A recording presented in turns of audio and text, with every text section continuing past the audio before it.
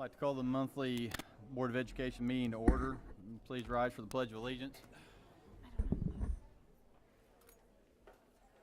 I pledge allegiance to the flag of the United States of America and to the republic for which it stands, one nation, under God, indivisible, with liberty and justice for all.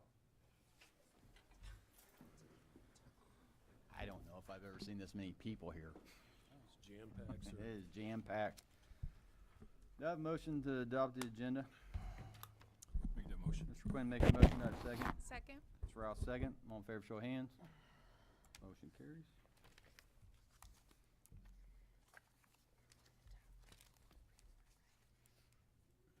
And do I have a motion to approve the minutes? I would make that motion. Mr. Rouse makes a motion. Do I have a second? Second. Mr. Pondrum. All in favor, show of hands. Board recognition, Dr. Henry. Thank you, Mr. President. I have to move some presents real quick, please. Want me to help? That'd be great. Sure.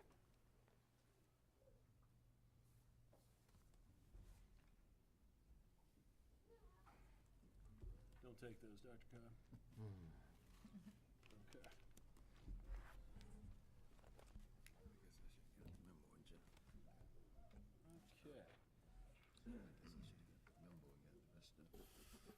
Well, good evening, everyone. One of those bittersweet evenings, although tonight we'll have everybody staying, so it's mostly sweet, and except for the Roll Tides that I'll have to hear later. Yeah, there he is, so it'll be good. But tonight, every year in April we do our board recognition. And then we'll reorganize the Board of Education after the conducting old business. So I wanted to recognize our current officers, and our officers are willing to take on additional responsibilities, as you all know, and provide guidance and planning to our Board of Education. They accept these responsibilities because they care deeply for the students we serve and desire to provide the necessary leadership to continue the tremendous growth our district has made. First person I'll recognize tonight is President Mr. Paul Schultz. Mr. Schultz has served 4 terms as president for the Waynesville Board of Education and has been a steadfast leader during the most tumultuous period in modern education history. During Paul's tenure, our district has reached new heights in performance, remodeled our middle school, renovated Parker, commenced renovation on the transportation facility, and began construction on our district's first storage and technology facility. Paul is a native and proud Tiger, for sure, committed to this district and supportive of our district's educators. So thank you, Mr. Schultz, and we have a small token of our appreciation for you. It's a Royals mug. Hold on.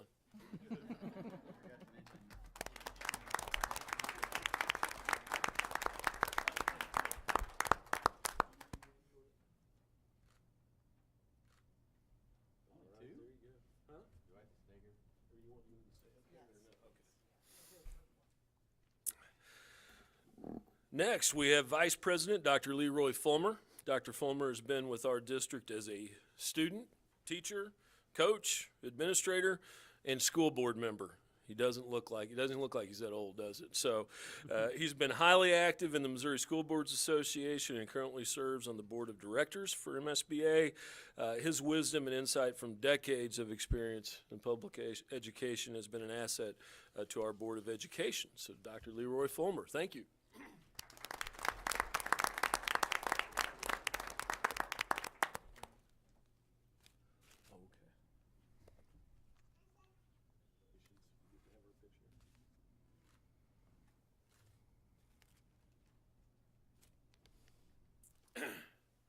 Next up, we have Secretary Mr. Dan Deering. Mr. Deering has served as Secretary of the Board of Education for 3 years. In addition, Mr. Deering retired as an educator and coach in our school district and has served in several leadership capacities throughout our community. His experience as an educator and working in the juvenile justice system provides a valuable insight to our Board of Education. Secretary Mr. Deering.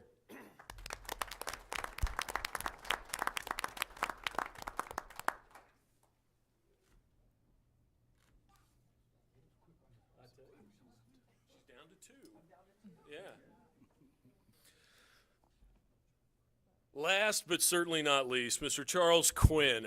Mr. Quinn has served 4 terms As treasurer on our Board of Education, Mr. Quinn has a passion for the social, emotional wellness of our students and has been a steadfast supporter of our district diversity initiatives.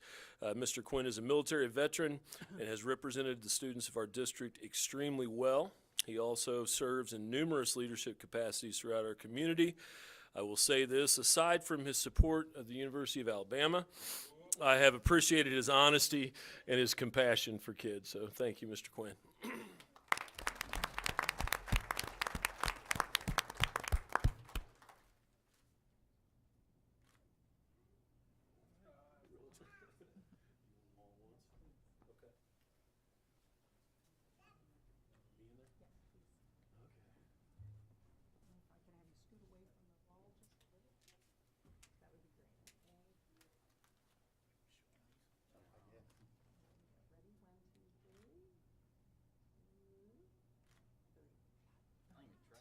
getting good. Well, to close out, our students and staff benefit from having a stable Board of Education with diverse perspectives on complex issues that we face, and I want you all to know your work is truly appreciated. So with the closing of one board, we look forward to ushering in the opening of a new board in a few minutes, and we appreciate the contributions of this excellent team and look forward to the great things to come. Thank you. Okay, we'll move to action items. Job descriptions, second reading, Mrs. Bells. Thank you, Mr. President. The following attached job descriptions are presented for second reading. 3.0.8 Teacher Leader, 3.0.7 PLC Steering Team Facilitator, Administration, and requests approval at this time. Any comments or questions? Do I have a motion? I'll make that motion. Mr. Parham makes a motion. Do I have a second? Harden, second. All in favor, show of hands. 7-0, motion carries. Professional Development Handbook, Dr. Atkins. Thank you, Mr. President. The 2022-2023 Professional Development Handbook is presented as a second reading. Administration requests approval of the Professional Development Handbook as presented. Any comments or questions? Do I have a motion? Motion. Mr. Round makes the motion. Do I have a second? So moved. Dr. Fulmer, second. All in favor, show of hands. 7-0, motion carries. Library Media and Technology Services Handbook, Dr. Atkins. Thank you, Mr. President. The Library Media and Technology Services Handbook is presented as a second reading, and administration requests a motion to approve the Library Media and Technology Services Handbook as presented. Any comments or questions? Do I have a motion? Motion. Mr. Round makes a motion. Do I have a second? Second. Mr. Ponder makes a second. All in favor, show of hands. Motion carries. Election results, Dr. Henry. Thank you, Mr. President. We have for you the official results for the school district in the recent election, so I would recommend accepting the election results as certified by the county clerk of Pulaski County. Any questions or comments? No comments, Charles? I have a motion to approve. I would make that motion. Rao makes a motion. Mr. Harn, second. All in favor, show of hands. 7-0. You're in here again. Mr. President, I do want to thank those out loud for those that voted and that came out and voted. So, awesome. All right, with that, this board is done. We will adjourn, sign, die. Okay, at this time, we'll have Mrs. Ace, who is the Secretary of the Board of Education, will swear in our two recently elected candidates.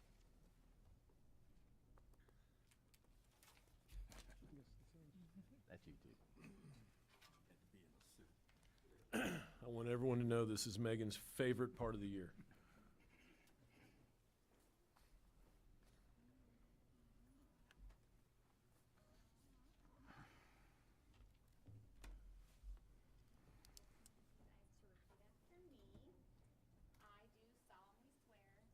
That I will support the Constitution of the United States and the Constitution of the State of Missouri, and that I will faithfully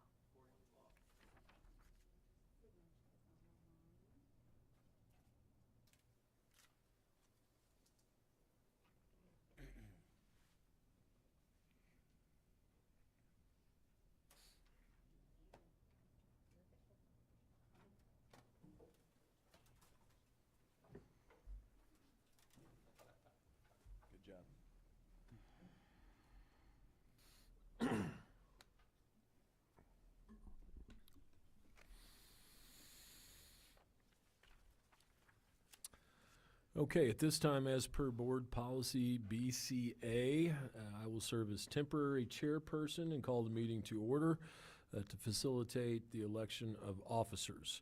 Just a reminder that I will accept nominations for president. Seconds are not required by Robert's rules. A member can rise to accept or decline the nomination. After each nomination, I will say the candidate's name and ask if there are any further nominations. Motion is not required to close nominations unless it is apparent that individuals are being nominated as an honor only and have no intention to serve. So after a reasonable period of time, we'll close nominations. After that, we'll ask for all in favor of candidate 1 to vote, those in favor of candidate 2 to vote, more if we have more candidates that have been nominated. If there's only one candidate, we'll move to approve the president by acclamation. At that point, the new president will take over in the selection of the vice president, secretary, and treasurer. So at this time, I'll open the floor and take any nominations for president of the school board. Dr. Henry, I'd like to nominate Mr. Paul Schultz for president. Okay, we have Paul Schultz nominated for president. Mr. Schultz, do you accept the nomination? Okay, he has accepted. Any further nominations?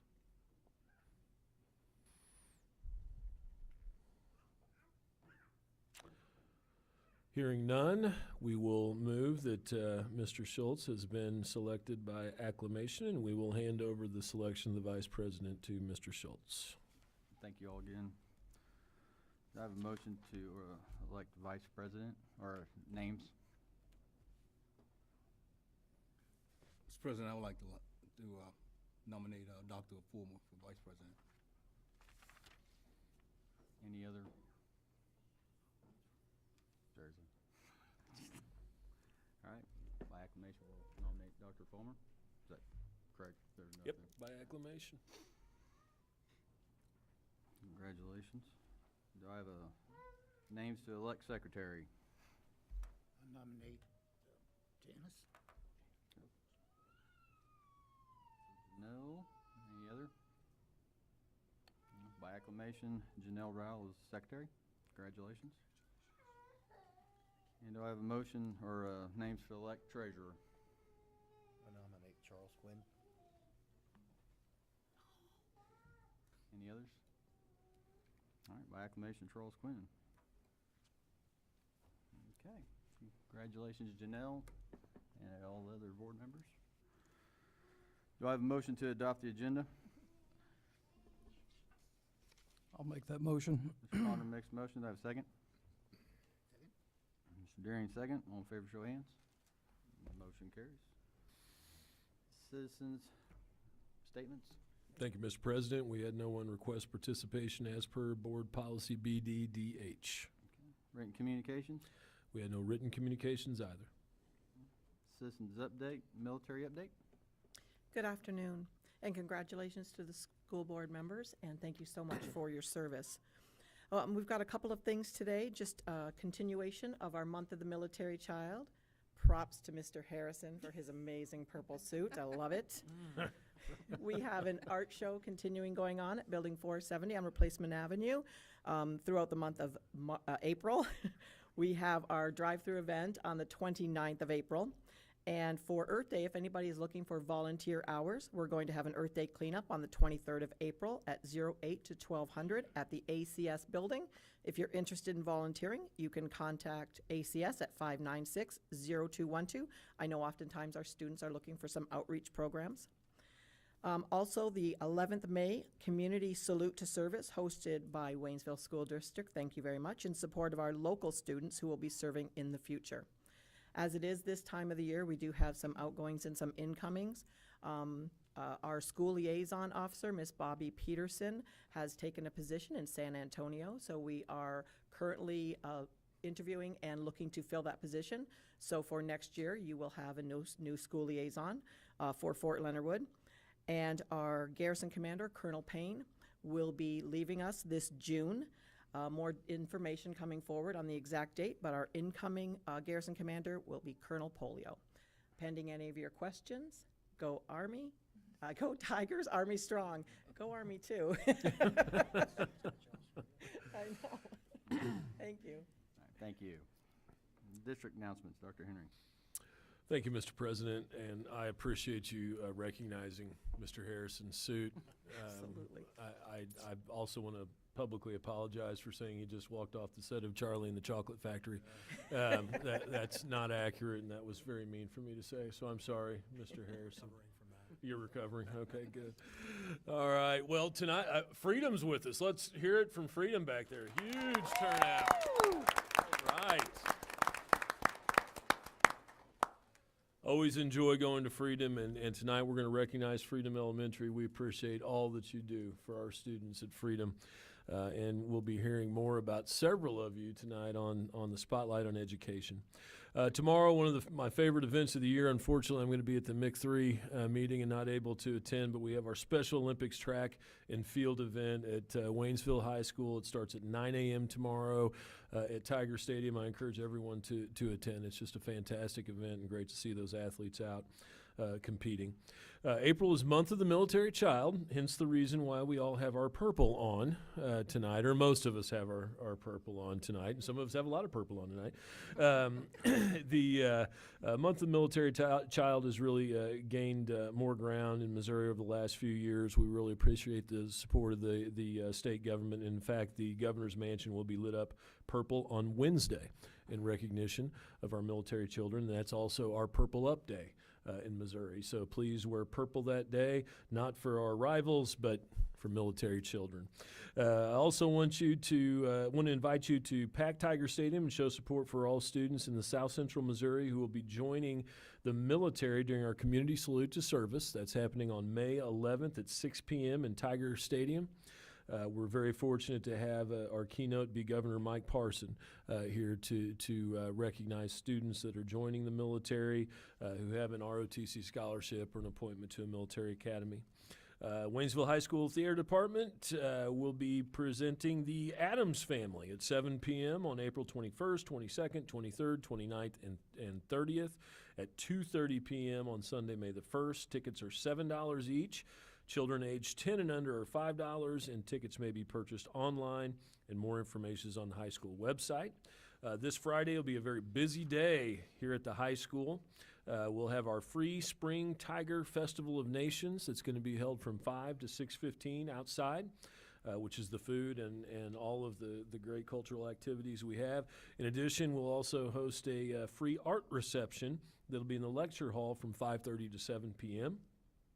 Graduation, which is right around the corner, will be at 7:30 p.m. Friday, May the 20th. The last day of school for students grades K through 11 will be Friday, May 27th, and that will be a half day of school.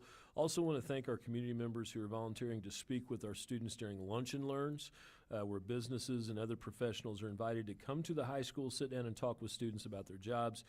This is another opportunity to help prepare our students to be college and career ready, and I believe we had so much interest from our businesses in the community, we added a week of this. So thank you very much, and that's all I had to report, sir. Thank you, Dr. Henry. A motion to approve consent agenda items A through D. I'll make that motion. Quinn makes a motion. Harn second. All in favor, show of hands. 7-0, motion carries. Student recognitions, Missouri Scholars Academy, Dr. Atkins.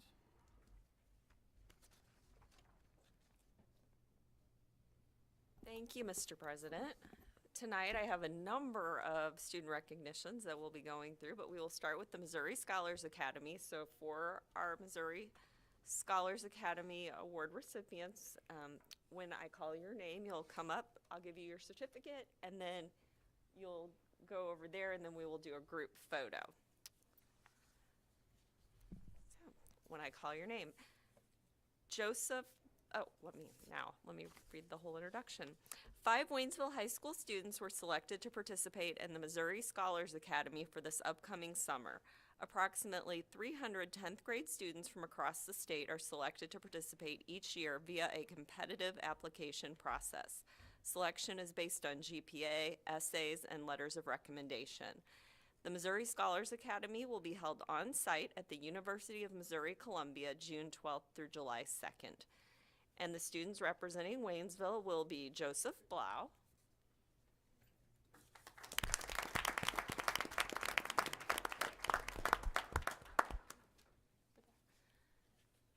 Ian Madden,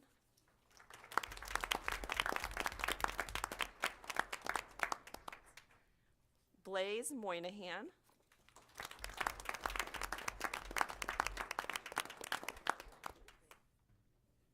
Patrick Pettit,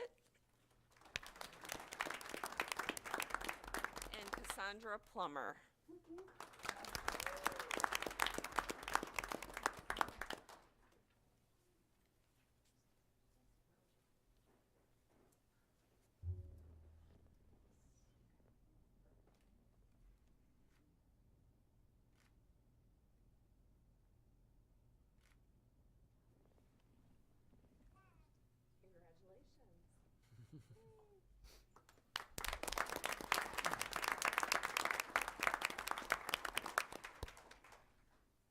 Okay, Missouri Scholars 100, Dr. Atkins. Thank you, Mr. President. 2 Waynesville High School students were recently selected for the 2022 Missouri Scholars 100. The Missouri Scholars 100 is a statewide program sponsored by the Missouri Association of Secondary School Principals and recognizes the top 100 scholars in the state. Each student nominated had to first meet criteria of an academic decathlon, which included 10 events designed to assure academic strength of the student. The student must have a minimum GPA of 3.75, a minimum ACT score of 29, be ranked in the upper 10% of the class, and have taken high-level courses in math, science, English, and foreign language. The student must also have excellent attendance, be an exemplary school citizen, and be involved in the school activity program. Tonight, we would like to recognize Lydia Choi,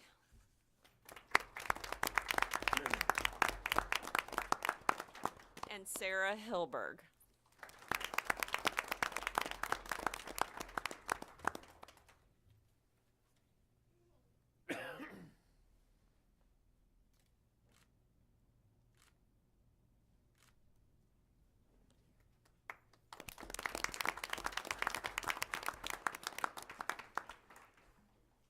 The MSBA Belcher Award, Dr. Atkins. Thank you, Mr. President. Waynesville High School senior Sarah Hilberg was recently selected as the Missouri School Boards Association John T. Belcher Award recipient for Region 8. She has been awarded a $1,000 scholarship. As one of 16 regional winners, Sarah will now move on for consideration as the John T. Belcher Memorial Scholarship statewide winner, which carries an additional $1,500 award. Congratulations, Sarah Hilberg.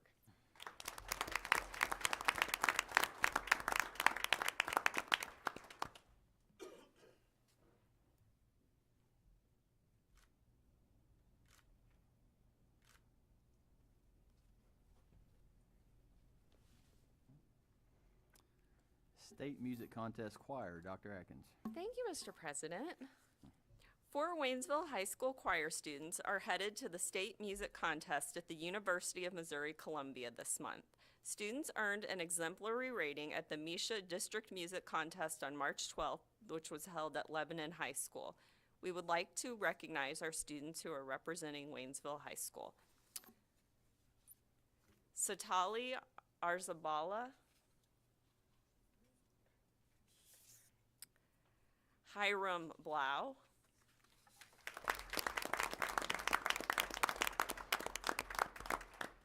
Blaze Moynihan,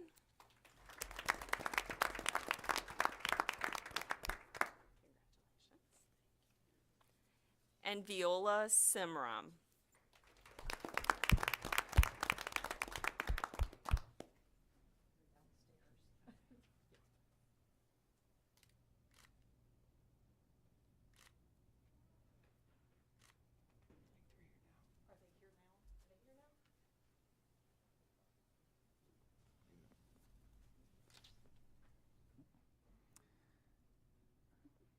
Did we get some Are they more both walk here now? in?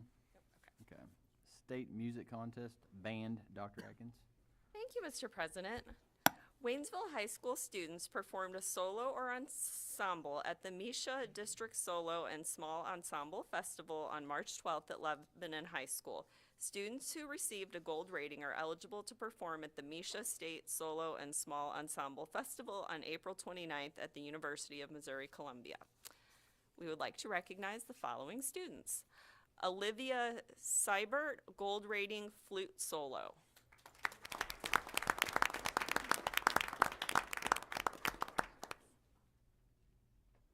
Cassandra Plummer, gold rating, clarinet solo.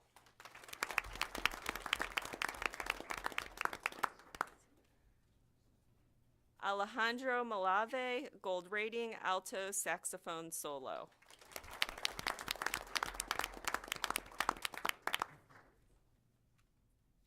Seth Stuk, gold rating, alto saxophone solo.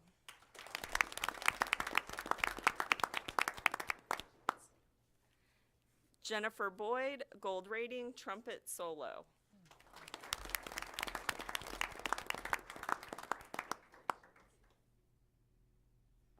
Joseph Howell, gold rating, French horn solo. And James Knight, gold rating, tuba solo.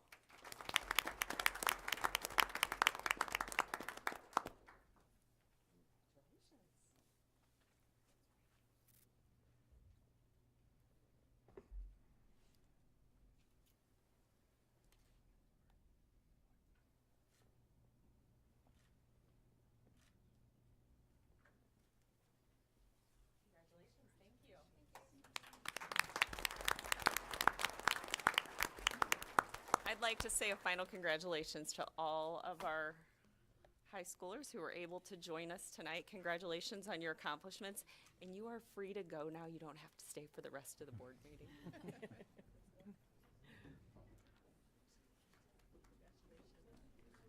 Move the spotlight on education.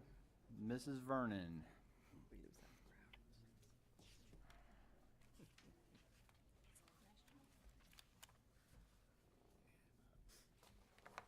Good evening. Our classified spotlight from Freedom Elementary is Delmar Campbell.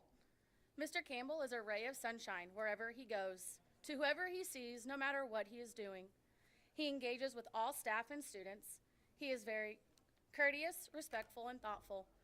Every morning when students and staff walk into the building, you can guarantee that Mr. Campbell will greet them with a good morning and tell them to have a great day.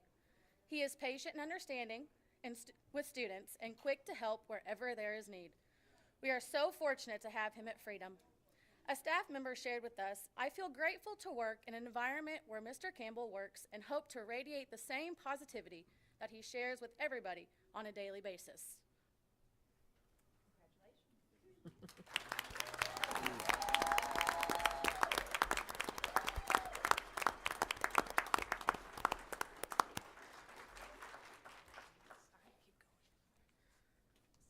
Our certified staff for this evening from Freedom Elementary is Miss Nikki Daly. Nikki Daly is a vital asset to the third grade team at Freedom Elementary. She uses effective communication strategies to build positive relationships, not only within our third grade team, but throughout the building. Nikki serves as a role model for her students and other teachers in the building by the respect and kindness she shows to others. She always has the best interest of her students in mind and grows her students into lifelong learners. A staff member shared with us that Nikki would be a great choice as the Board of Education spotlight because she motivates others to be the best version of themselves and will help in any way she can.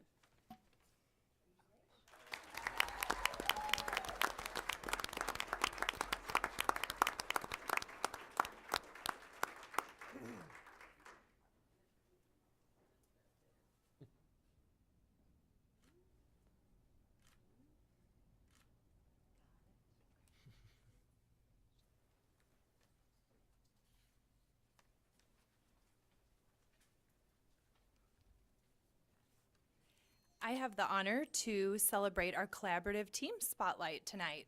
It is awarded to our co-teaching team, Ms. Kampmeyer, Mrs. Miller, Mrs. Chrisman, Mrs. Dow, Mrs. Brown, Mrs. Podwaski, Mrs. Underwood, and Mrs. Vega. Will you guys come forward?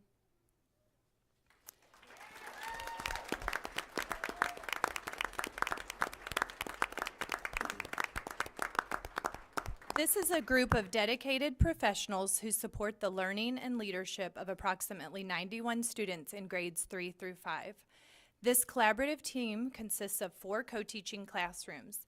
They support the learning of all students by meeting them at their current levels. Among the 91 students in these classrooms, approximately 34% of them have an IEP. These students are supported by the co-teaching teams through various strategies, differentiated instruction, small groups, and interventions.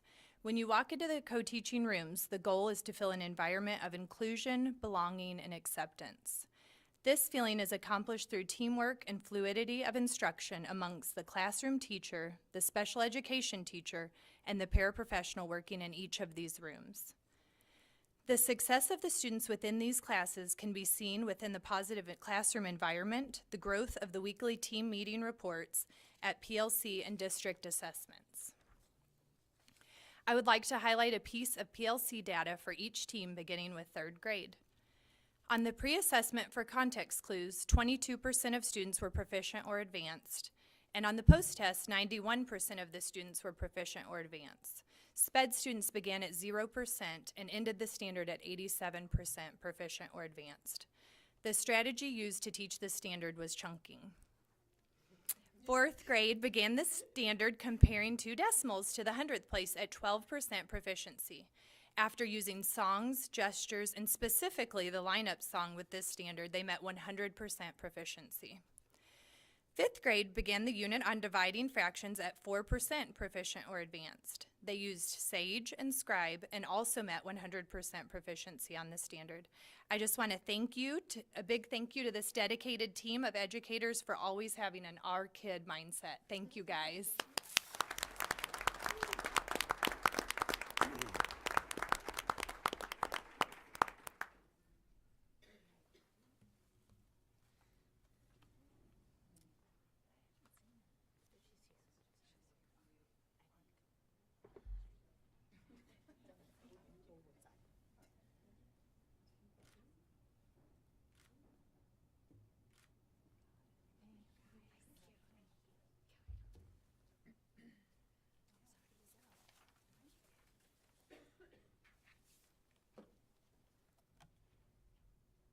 I will say we watched your video, and we want to see Dr. Henry do the one thing in the next one. We'll do that in 4 months. Congratulations, everybody. Staff recognitions 2021-2022 District Teacher of the Year, Dr. Atkins.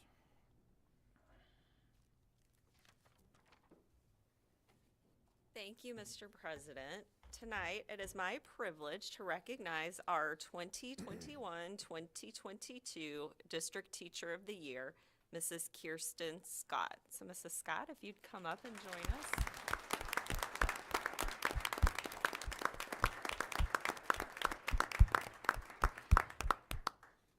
Mrs. Scott has been with Waynesville School District since 2008, and she currently teaches 5th grade at East Elementary School.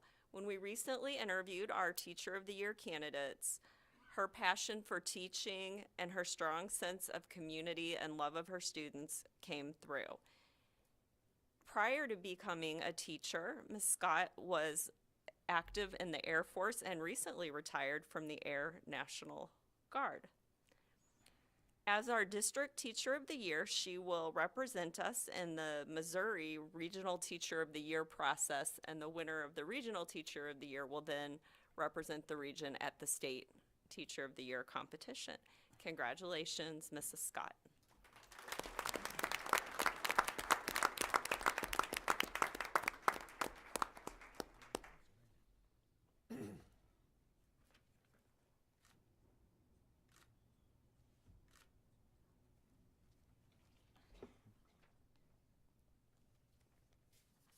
Congratulations again. Community recognition, Mrs. Bells. Thank you, Mr. President. It's my honor to recognize Sigma Mu Nu chapter of Omega Psi Phi. If you'd like to come forward, please.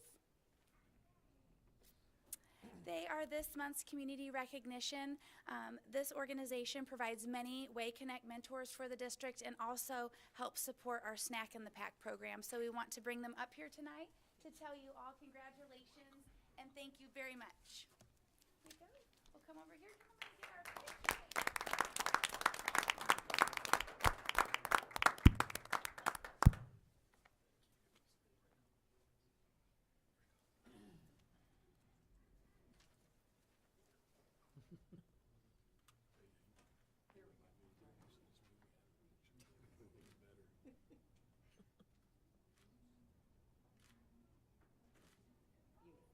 Thank you all very much. We appreciate it very much.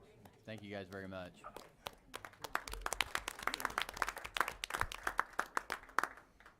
Okay, we'll move to discussion items. District construction project update, Dr. Cobb. Thank you, Mr. President. To get started here is update on Parker. These pictures have changed as recently today. The outside where you see the white stucco there has been painted and done, as well as the remaining of the dirt work that is finished up. Right now, currently, the playground company did show up today. They will hopefully be done the next week or two, pending weather. They'll have a new playground all in that, the brown, kind of the dirt area that you see there will be playground. Both these pictures, you come in, this is from walking in. To the left, you kind of have the TV that'll broadcast. They'll have the secretary's office that's right there that you can kind of see through as you're walking through. As you look into the board meeting room, this is sitting up on the stage looking out. They have all the carpet done, the wall covering is done. Right now, the only thing that we're waiting on inside there is some AV items to come in. Some additional pictures of, they've got this finished up with the base down, then the doors are set. You can still kind of see the plywood that's up there on the wall today. The orange trestle panels showed up today, so they will be getting installed and finishing up this week as well. Along with you see that little piece of wood and the concrete, there's hardwood that kind of goes across that. They have that finished up and will be getting stained as well at the end of this week. A couple pictures of the bathrooms. The one on the left is like the picture of the girls and boys restrooms as you're going into the building, and then to the right is what the restrooms look like inside the classrooms. Again, this is just a few more pictures. To the left is the stalls and the bathrooms you're coming in the entrance, and then is what the stalls look like in the classroom. And this is another picture of what the classrooms are. They're identical to classrooms, so this is a picture of the classroom one. Currently, right now, they've got, I think, the last coat of wax on the floor, so those are getting finished up as well as this week, and they'll be ready. This is another picture of the classroom. As of this week, they will be kind of finishing up the punch list with all the items. It should be pretty well finished up this week. We'll go through and have inspections and walk through, and the only thing as of right now that we're lacking on is a few AV items that are cost to some microchips that we're working on trying to get fixed and in as well. I'll take any questions if you have on Parker right now. We have just a few more here, just a couple other construction updates that we got. This is the storage and IT building. They've got the concrete finished up. As you can see, they were kind of put off a little bit with the water side that had rained. Currently today, they've got the floor ready to go to be poured, and that should be finishing up this week, and then they will move, concrete company move from down there up to transportation. And you can see on the transportation side of it, they got the plumbing, the old plumbing all taken out, ready for concrete to be poured back inside there. As well as the outside, they got their piping coming in, and that same crew that finishes up at the storage building will be moving up here to start the flat work and the walls up there as well. I'll take any questions of that.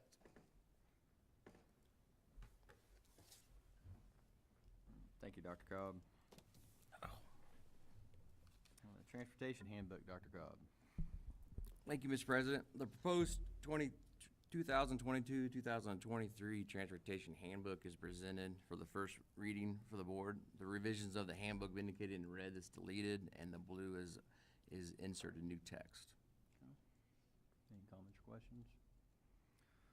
Thank you, Dr. Cobb. Salary recommendation, Dr. Henry.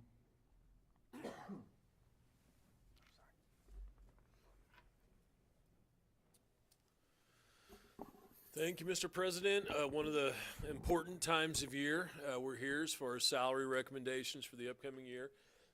There's a great deal of content in this presentation. I'll try to move through rather quickly, but if there's any questions, feel free to ask as we get to that particular portion. First of all, just an overview of the certified process that we went through. We met with the salary team to gain insight from individual perspectives through a brainstorming session. Developed a survey in conjunction with the salary team and distributed that to the staff. We had 350 staff members, or 70%, taking the survey, so a very strong representation there for the survey. Had a second meeting to discuss those results and share revenue projections with the committee. And then we crafted from the discussions we've had the administrative recommendations for tonight for you. Classified, Mrs. Bales and Mr. Harrison worked in this process. We also had some hourly work. I know that Dr. Cobb was on as well. Reviewed market value comparison, classified employees, met with salary team to gain insight from individual perspectives, met with hourly employees to gain insight, and then share the process and administrative recommendations with the board tonight. So salary comparison, real quickly, I'll move through these, but as you all are aware, one of our strategies, or our action steps, in a strategy area in our CSIP is to be in the top three with all of our competitors, and actually we consider our primary two competitors to be Rolla and Camdenton in terms of salary. So I wanted to share where we're at with that. As you can see, last school year, this is where we were at in the opening, and as you can see, this school year, while Rolla and Camdenton have moved up, we're still at the top in our 26 school district comparison group. You look, we're still strong here in comparison to our two competitors there, doing very well even this year. There are two areas, this being one of them. This is BS plus 16, step 14, so kind of mid schedule. We fall slightly behind Rolla and Camdenton in this comparison. And then BS plus 24, step 10, and again, these are samplings that our comparison group or our survey group takes. We've fallen a little bit behind there. So those are the only two areas in all of the comparisons that we are behind in between Rolla and Camdenton. As you can see, when it comes to masters, which if those of you that have been on the board for a while recall, this was our focus area, and we are at the top, and this is also the column that we have the largest number of certified employees in. So this was a focus, and we have made it even got ahead of Columbia last year. And then you can see here just below Rolla, but still in the top two. Just below Camdenton and MS plus 1610, but still ahead of Rolla. As you can see here, we're on top in MS plus 24, step 16. Specialist, masters plus 40, step 26. So starting to get to the bottom right hand of the schedule, you can see we're still ahead of Rolla, just behind Camdenton. And then doctorate, step 31, this is the bottom right-hand corner. We are at the top as far as our comparisons go, and that would be with the entire 26 school survey group. So survey results, as Mr. Harrison has shared with the board on several occasions, revenues are very difficult to predict now with everything we have going on in the world. I'll share some of those slides as review with you here momentarily, but essentially we asked them to give us their first, second, and third choice of what they would be interested in. Number one was to add to the base salary number, and as we've talked about before, that addition to that one number on the top left-hand corner is what drives the raises for the entire schedule, and that was the number one selection. We didn't have as much interest in doing something to address the BS plus 16, BS plus 24. Really, the second highest was to add additional staff to bring down class sizes. We'll talk about that more momentarily here. And then if we only had enough money to put in one particular area, so just another way to approach this question, clearly 271 staff members wanted it placed into the base salary figure. You know, one thing to look at, and I did share this with our salary team, is we are, as you could tell on the slide, few slides back, we're getting ourselves very well, well elevated above the rest of the 26 survey schools that we have. So in the future, we want to keep that in mind if we need to put money elsewhere in the schedule to make sure we address areas that might be a bit behind. As far as responses go, well, you can't see this, but they're ranked.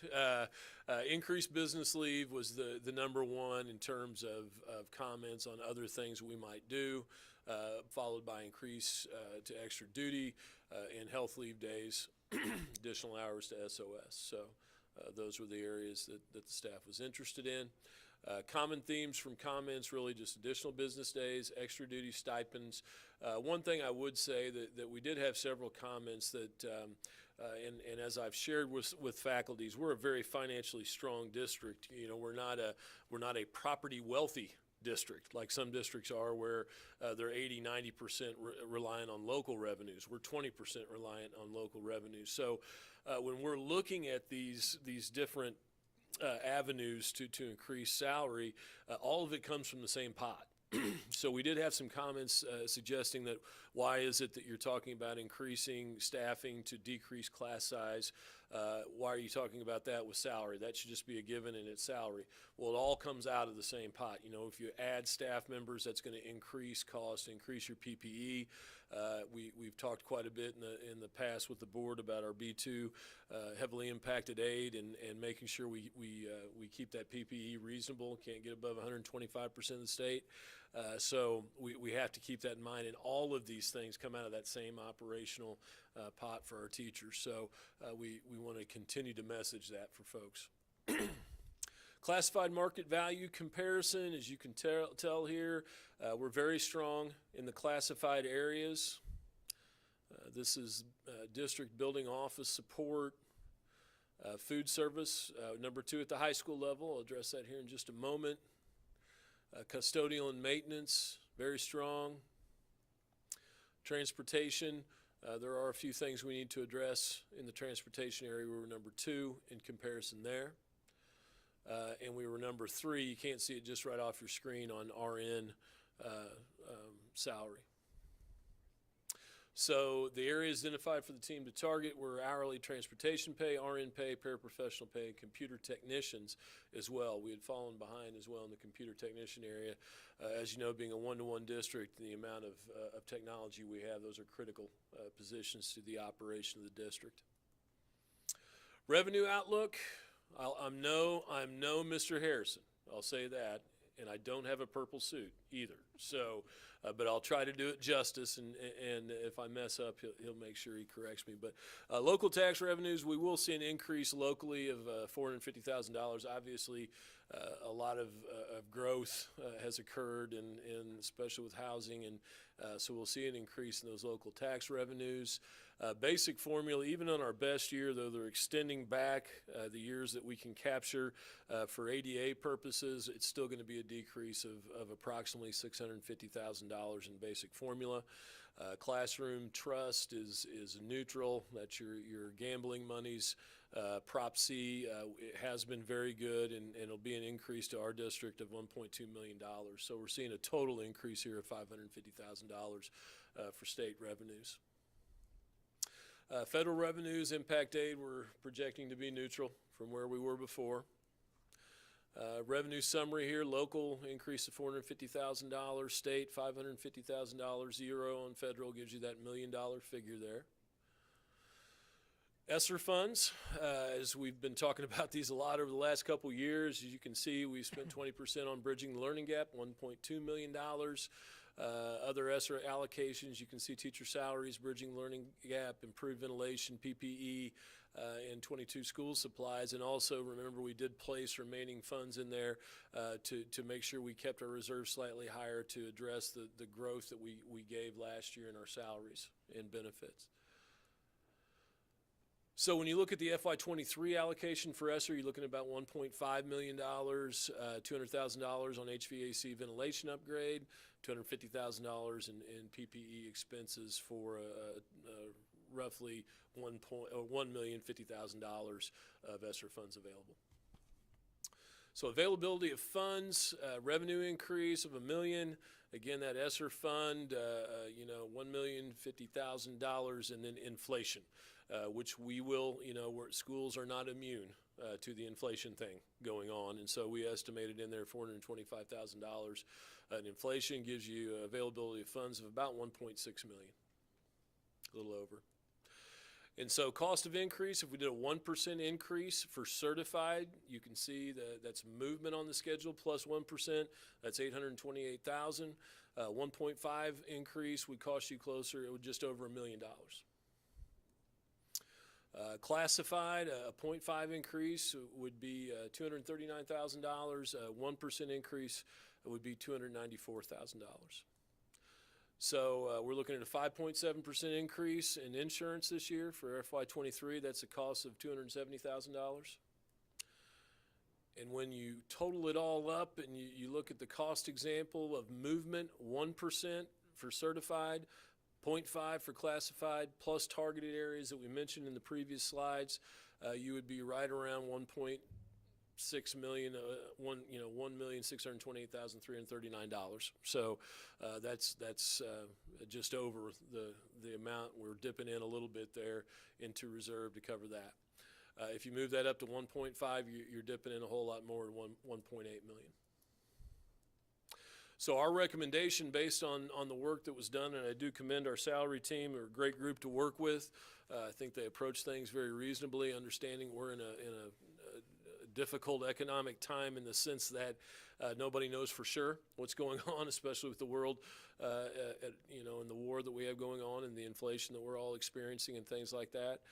So recommendations we have was a 1% increase, the base salary figure for certified, 0.5% increase to classified, maintain our current sick leave amount, but allow members to utilize one additional day as business leave, address areas in classified and hourly categories that are below comparison, and then add or address some areas on the extra duty salary schedule that drop below. That would be our recommendation. As always, the board takes this month to consider, see if we have any great economic windfalls in between now and May, and then come back with a second reading and approval in May, typically, unless something changes on the financial front. So, be happy to answer any questions that you have. Dr. Henry, between the two examples, aside from the $200,000 difference between the 1.5 and the 1.0, is there any, is that sustainable moving into the future? Is there any potential ramifications of that? Yes, it is sustainable because that's kind of what we projected. We knew we would start dipping in, and that number is going to increase. So, certainly we want to be conservative with what we're doing on salaries, and when you look at this over time, that number will grow. It's small, admittedly, to start out now, but we don't want to put ourselves in a situation where we would be dipping in too heavily the first year, and all of a sudden those reserves within a couple of years are wiped out, and we're looking at we just don't know. That's the problem right now with Prop C sales tax looks great right now. In a year from now, that could totally change. Things look really strong, but we're also lower in enrollment than we've been before. So that that's the loss of $650,000. So those things kind of have their toll, and those are difficult to predict for us with our transiency. So. And also, how many current business days are staff allotted right now? Always mess this up. 3 currently, correct. 4 would be what we would say, and just the difference is that there's more latitude in use of business days.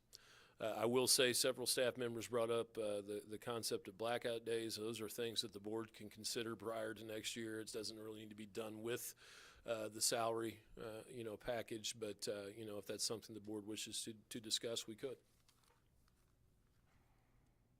Dr. Henry, I send all respect to your committee that's been talking and coming up with the numbers, but I really hesitate to feel like 1% is going to be enough. There's not a person out there that hasn't struggled economically this year with the price of everything going up. 1%, there's going to be teachers lose money teaching at 1%. Well, I think it's important to remember that 1% addition to the base salary figure usually equals between a 3 and sometimes 4%, depending on where you're at on the salary schedule as you move through. 1% is the addition we're making to the top left-hand number. That multiplies as you go down the schedule and as you go over. There's multipliers going over in the salary schedule and multipliers going down the salary schedule. Well, I can't debate it right now, but I hope your team sharpens the pencil and looks at it a little bit better than just 1%. To the base salary figure? Well, we need to do better than 1%, yes. Okay, we'll take that under advisement. Again, we feel like our base salary is very strong right now, but we certainly want to make sure we take care of people best we can.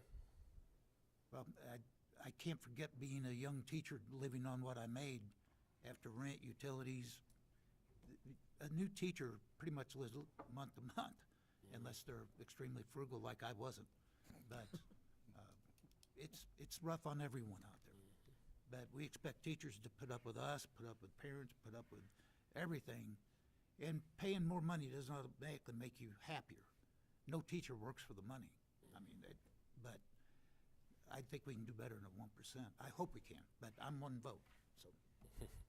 Well, again, we've looked at that very carefully. Even at 1%, you're dipping into reserves, and so you have to take that into account as you move forward. That always grows. Comments? Thank you, Dr. Henry. 2022 Winter Sports Report, Ms. Race.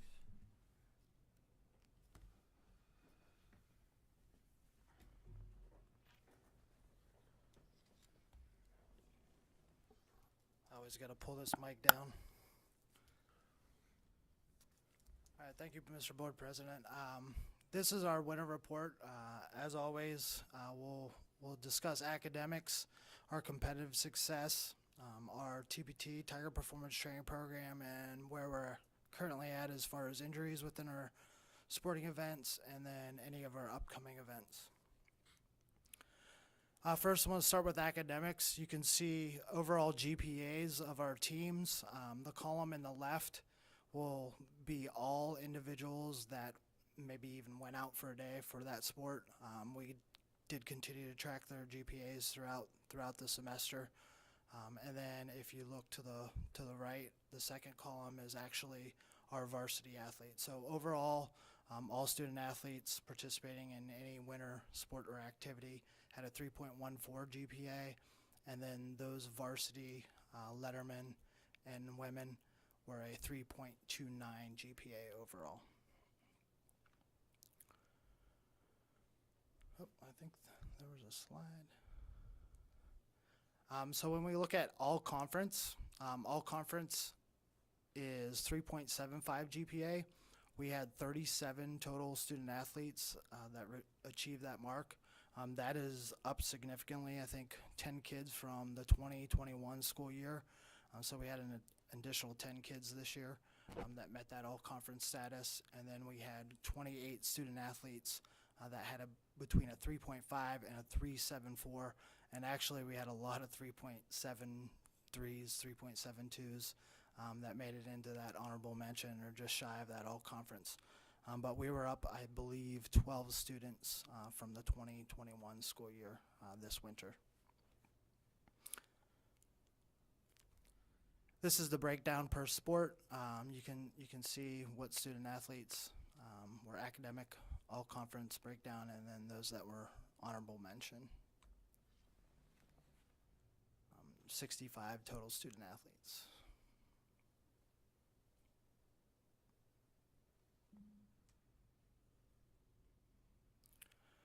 When we look at competitive success, we did have 16 all-conference student athletes this year, or this winter in the 21-22 school year, 6 all-district, and I will say that we were in some extremely difficult districts. We had a lot of private schools within our district this year for our winter sports, and then we had 2 of our student athletes that were all-state.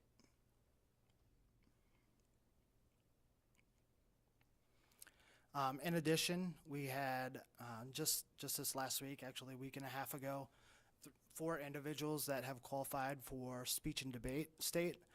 Those individuals are listed here. Mallory Goodwin took first, Tony Harness and Lucas Vore first, and then Ariana Bowers was second.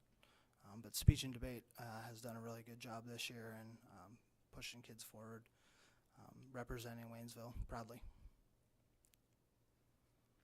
Our two all-state student athletes are Brianna Hurd and Amira Cyan, both all-state. Amira was 4th in state, and Brianna was selected by the Coaches Basketball Association. In addition to that, we have 4 student athletes that are actually signing or have signed. Amira will be signing this Thursday, but 4 that signed over the winter. Those are Blake Althusius. He will be going to Central Methodist to play baseball. Jordan Wilson will be going to Ferrum, which is in Virginia, to wrestle. Caitlin Lang is going to Mineral Area Community College to play softball, and Amira Cyan is going to Indian Hills to wrestle.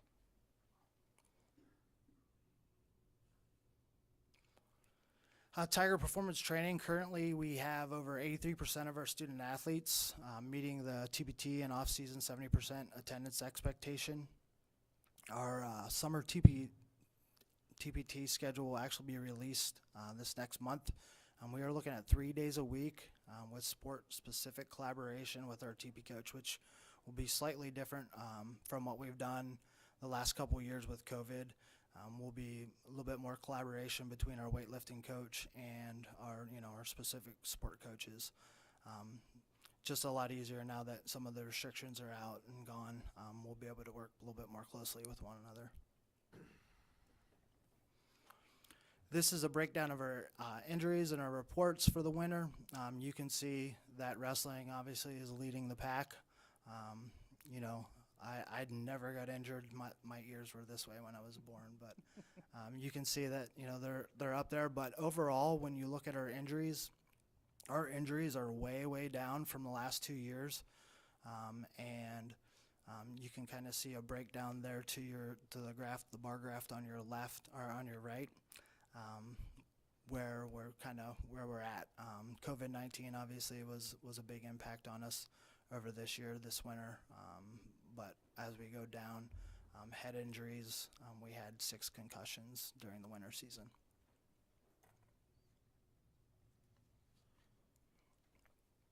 I also want to just take a second to recognize Coach Pills. He will be inducted into the Missouri Basketball Coaches Association Hall of Fame this Saturday, April 23rd. It's a tremendous accomplishment. Coach Pills does a great job, and I just wanted to make sure we were recognizing our coaches and putting it out there, because our coaches do spend a lot of time here. Coach Pills' truck is always out front, so if it's not mine, it's Coach Pills'. Again, we'll continue to do online ticketing sales. Something I did want to share, as we head into the 22-23, it's hard to believe that we're getting that far. We will be going back to season passes, so we're already looking to do that. I've had a lot of members from the community ask about going back to season passes, parents asking about it. So we will continue to go that route, but we will continue to have online ticketing. It's a lot more convenient, a lot less time for the individuals working, counting money, gate, etc. But we will continue to stay with My School Bucks as we move forward. And then just our upcoming events. There's a lot going on this week, actually. Dr. Henry talked about Special Olympics and Tiger Festival of Nations. So we do have a lot going on this week, but as we get closer, we are going to be hosting both Class 4 and Class 5 sectional track championships here. We have a tremendous facility, and we like to share that. So we welcome everyone out to that. And that is it. Any questions? Mr. Ace, I'm curious, a ballpark of how many kids are involved in winter sports total? Total winter sports, you're looking at probably 260, I'm going to say 65-ish, right Just around helps there. put some of those numbers Yep. in perspective with how they're doing versus, with their GPA and things. And then also, you mentioned the injuries have been down the last 2 years, and remind me, how long ago did we start the Tiger Performance Training? So, actually started 5 years ago. We hired a coach specifically Actually, it would have been 6 years ago we started. So over the last couple years, those numbers have decreased significantly Good. since we hired Coach Bartz. Thank you. Mr. Ace, in regard to the online ticket sales, have you received any feedback from visiting schools about their ability to purchase tickets? Are they running any obstacles with that? A big part of that is communication. So they're sent it multiple times. You know, it's up on our website. Just the familiarity of it is an issue that we see with some of our school districts. You know, won't pinpoint those and have that conversation. But if you want to ask me afterwards, but we have a lot of our Springfield schools are looking at going to online tickets. So they did contact me and ask how it was going. It's great for, I would say, 95% of the school districts that we do have come. Some of the smaller school districts, it's, you know, not catching on quite as quickly. Do you feel like it's improving over time, or are we making headway as far as getting them educated? And Yeah, I mean, we changed the platform, you know, over the winter, and so it was very cumbersome when we first started, and we worked with My School Bucks, but we worked with them, and the platform has been reduced to basically one page. All the tickets are on that page, and they can purchase those, you know, as much as to a month in advance. thank you. Any other comments or questions? All right, All right, thank you, thank Mr. you, Ace. Impact Aid update, Mr. Harrison. Thank you, Mr. President. Before I get into the Impact Aid update here real quick, I just want to give a couple shout outs. First one to Ms. O'Donohue and Colonel Payne in their office. We work with them to do the source check piece, the student source check for Impact Aid, and their department has been wonderful to work with, so we appreciate that. The second shout out, you know, I'd like to give, with this being the month of the military child, I'd like to personally thank our service members in the community for their service. And also, you know, I had the honor of attending the month of the military child kickoff event in Jeff City a couple weeks ago. And we brought a group of our students up there, and we had a couple students actually give up there and speak and give their story. And, you know, it's just amazing to hear the resilience of those students and how many times they have to move. And going through that, you know, I went K through 12 in one school, you know, and never even realized that there were students out there that have to move every 2 to 3 years. So hearing those stories really made it kind of set in, you know, and just think through all of that and realize what they go through. So I just really want to give a shout out to the families out there, and thank you for the sacrifice that the families make. And so just want to do that real quick. So now into the Impact Aid update. Just kind of a reminder here, I'm going to go through a few topics here, go over some program information about Impact Aid, some current legislation that affects Impact Aid, our B2 eligibility piece, and what B2 is, revenue breakdown, and tax levy information. So just for those who may be listening in that aren't familiar with Impact Aid, what it is, it's a revenue source that we receive because of the federal property that we have within our district boundaries. And most districts, their largest source of revenue comes from the local taxes, but due to the significant geographical amount of federal property that we have in our boundaries, and the fact that, you know, that is not taxed, we are kind of lacking in that area. So, you know, back in 1970, the federal government, the Department of Education, realized that, and they came in and created the Impact Aid Department. So this has been going on since the 70s, and there's actually two components of that. The basic Impact Aid, and I'll go over some numbers with that here in a little bit, but also the B2 piece, which is the significantly impacted districts, which whenever you look at that, we are one of the most significantly federally impacted school districts in the nation. Whenever you start looking comparatively across the nation, we're in a cohort of about 30 districts that are, you know, are comparable to us. So very small group of districts across the entire nation that are as federally impacted as we are. So those Impact Aid dollars are vital and very significant to our day-to-day functions. So jumping in here a little bit, some information on Impact Aid. This is basic support. So just to kind of give you an idea, this is the program as a whole. For basic support, they give out about $2.23 billion.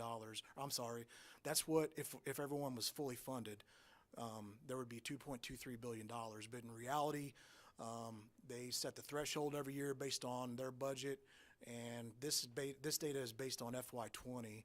And so you can see there that what they actually gave out was $1.3 billion.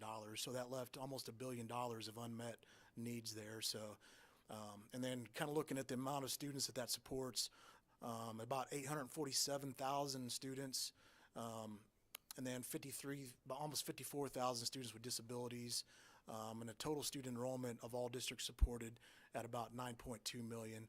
And then over there on the right, you can kind of see, you know, we're a military school district, and so that's what we always speak towards. But this program also it represents all students who go to school where there's federal property. So military is, of course, the number one there with the most amount of students at about 300,000. But then you also have Indian land districts, low rent housing, and then the civilian students there, those are, you know, basically either military or Indian land districts where you have civilians who work on the federal property. So that's just kind of a breakdown there for the basic support piece and how many students and the dollars attached to that. Some legislation out there right now related to the funding of impact aid. Dr. Henry and Ms. Bells and I went to Washington a few weeks back, and we went up on the Hill, kind of advocating for these dollars, and we had asked for an increase in impact aid, but when President Biden's budget request came out, he's actually recommending a $15 million decrease in basic support and a $1 million decrease in the federal property funding. So we'll see how all that plays out, but that's currently, looks like potentially a decrease in overall in the funding that's available for the upcoming year. This slide is a moving target here. I've showed this to you guys many times over the years, and it changes. And as you can kind of see there with those orange little comment sections there, we've always got at least 2 to 3 years kind of in limbo where we're waiting to kind of hear from somebody, with an answer on something.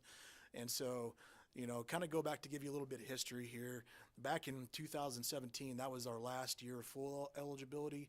And then at that time, the Department of Education, the Impact Aid Department, had decided that Prop C should not be factored into our local tax levy. So whenever they factored that out, it bumped us out of eligibility at that point with our minimum tax levy of $275. And we were, at the same time that was going on, we were actually working on Proposition 1, and that was passed. And so Proposition 1, the 20-cent tax increase took effect in 2018. And then one thing that's fairly complex about the impact aid revenues for the B2 piece is that you're always looking at 3 years data in the past. So whenever we start looking at the 2018 tax levy, that didn't actually help us from a B2 standpoint until 2021. So if you look on that chart up there in 2021, because of that 20-cent increase taking effect, we actually, our first year of eligibility, we regained that. And another complex thing about the impact aid program is that you have to regain eligibility 2 years in a row before you get back in. So 2021, we were in. 2022, I've got the data already and submitted to them. I'm waiting to hear from them back. I don't see any obstacles with that, barring anything, out of the ordinary like they did with the Prop C issue that we had.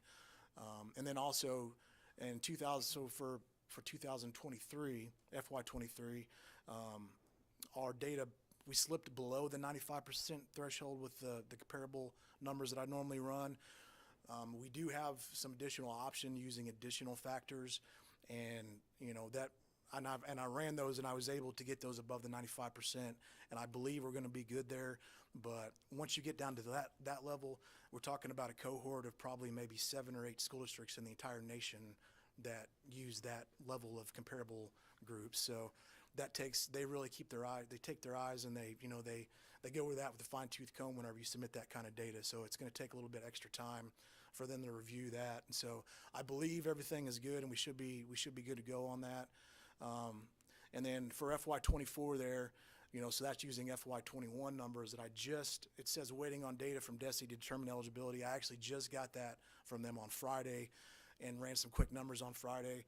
And kind of what I'm seeing happening is, in FY21 we got back in, but I'm talking you got to be above 95% from a local tax rate standpoint. We were at 95.8, and then in FY22 it goes down to 95.4, And then in FY '23, the reason I had to use the additional factors is because we slipped down to like 94.8. And then when I looked at the data on Friday, we were actually at it slipped down into the 93% threshold. So we're trending down from year to year, and what that is a direct result of districts kind of slowly raising their tax levies. But I was able to really quick run the numbers, and using the same additional factor comparable groups, we should be above the 95% for that year as well.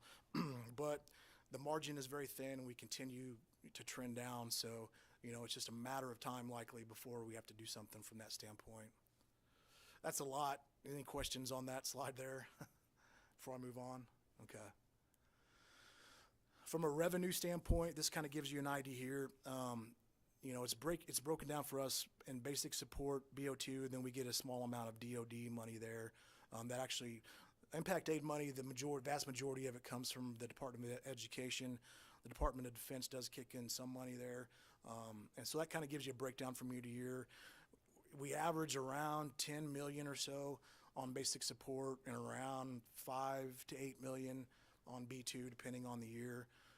One outlier year there, if you look at FY21, that slipped down to 11.6 million. And really the reason why for that was because our last payment for FY21, we received it in July. And so we revenued that into the FY22. So that 16.1 million number there, by the end of this year, we're likely to see that bump up a little bit because of that payment that was supposed to be revenued in FY21. We brought that in FY22. So kind of gives you an idea of the breakdown of revenue from year to year. Kind of pulling out the crystal ball here a little bit. I've always found the best way to know what's coming in the future is to look back to see what's happened in the past.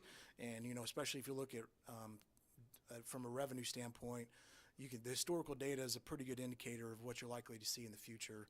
So going back to the last recession we had was back in 2008, and I believe I showed you guys this slide here before. I have another one similar to that shows the tax levy history coming up, but I kind of wanted to show this. So from a revenue standpoint, the economic indicators right now aren't, everything is kind of looking like we're gonna eventually enter into some kind of recession over the next 2 to 3 years. What the impact level of that is, no one really knows. But it's looking like we are going to enter into some type of recession, and you can kind of see there, looking at the 2008 to 2012 timeframe there, revenues they tend to get really flat during that time frame. The federal government, the state governments, everyone is kind of scared about what's to come, and so that's reflective upon the amount of money that they give out, especially to education. So I just wanted to show you that, because if you take that window right there, that's likely the same type of trend that we will see given any type of recession that we enter into. So this is the new slide that I made. I wanted to show you guys. So the same trend around the 2008 to 2012 standpoint. Whenever revenues start going down, tax levies start to go up. And so you can see there it took a significant spike from 2008 to 2012. And I wanted to show you guys that because we're also likely to see tax levies start to increase.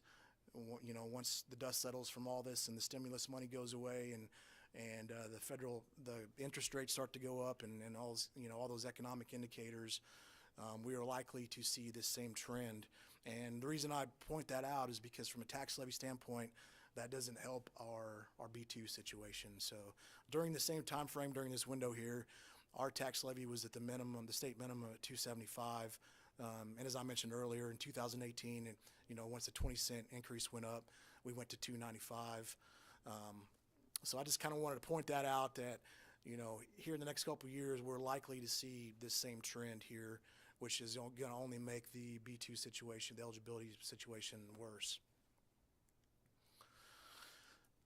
And then I kind of want to point out some things here. So, I've mentioned before, due to the Hancock Amendment in this current year, the assessed valuations across the county skyrocketed, and it forced us to drive our levy down from $295 to $288. And that's going to have implications as I mentioned earlier. We're riding that very thin razor margin around that 95% threshold, and so with that levy being bumped down in FY '22 to 288, that's going to have implications on our impact aid B2 eligibility in FY '25 because of that 3-year window there. So another thing to point out is we mentioned the Excellence K-12 survey that will be going out to kind of get the pulse, across the community for a potential tax levy increase. And then I kind of want to point this out, and I want to make it very clear that we are not proposing at this time a tax levy increase for 2023. I'm just putting that on there as an example to show you guys that. So if we were to increase our tax levy in spring of 2023, so this time next year, if we were to raise it up a little bit or whatever, that would actually take effect in FY '24 for the FY '24 school year, and that same three-year window that I talked about earlier, we would not actually use that data for eligibility until FY '27. So I just wanted to point that out to show that even if we do the tax levy increase, that it doesn't take effect for several years after that. So that's something I want to point out real quick. And I believe that's my last slide. So is there any questions at this point?